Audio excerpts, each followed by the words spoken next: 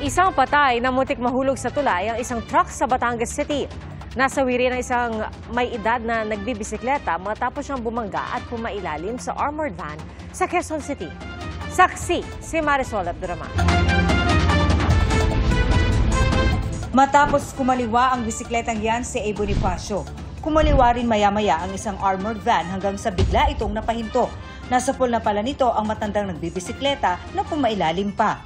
Sa investigasyon ng Traffic Sector 1 ng QCPD, nakaladkad pa ng ilang metro ang biktima bago tuluyang huminto itong armored van. Ang driver ng armored van napahinto lang daw ng senyasan ng isang empleyado sa gasolinahan. Hindi ko po napansin siya eh. Nagganon po siya, stop sir. Nagganon. Tapos huminto po ako. Tapos sinandbrake ko yung armor. Bumaba po ako eh. Nagulat daw siya nang makita ang biktima sa ilalim ng kanyang sasakyan. Wala ba kayong narinig na may problema na sa ilalim? Kasi po mailalim po siya eh. Po ma'am, wala ma'am kasi mabigat po kasi yung armor car eh. Pahirapan ang pag-rescue sa matanda. Ginamitan po ng jack para may angat po yung sasakyan. Ma'am kasi baka magkaroon pa ng additional damage doon sa biktima. Opo. Dinala pa siya sa ospital pero binawian din ng buhay. Sasampahan ng reklamong reckless imprudence resulting in homicide ang driver ng armored van. Kita rin sa CCTV ang pag-alis ng motorsiklong yan sa gasolinahan sa Bantay, Ilocos Sur.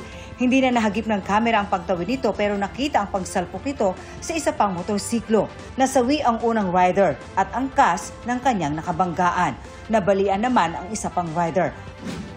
Halos mahulog naman sa tulay ang truck na yan sa Batangas City matapos umanong mawala ng kontrol ang driver at mabangga sa concrete barrier. Sugatan ang driver ng truck at 3 pa nitong sakay. Pero ang isa pa nilang kasama na nasa likod ng truck nasawi matapos mahulog sa ilog. Bumangga na po sila sa barrier, nalaglag po yung 2 biktima na nasa likuran. Slippery and muddy road condition po yung naging dahilan. Nahirapan po ng control yung ating driver sa kanyang manibela po. Nahirapan po siya at madulas po yung ating kalsada. Naiuwi ang labi ng nasawing biktima habang nagpapagaling pa ang 4 na sugatan. Nasa ilalim ng tulay sa bulbok ang naturang truck habang nakikipag-ugnayan pa ang pulisya sa may-ari nito. Para sa GMA Integrated News, ako si Marisol Abduraman, ang inyong saksi.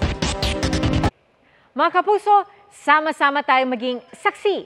Mag-subscribe sa GMA Integrated News sa YouTube at para sa mga kapuso abroad, samahan niyo kami sa GMA Pinoy TV at sa www.gmanews.tv.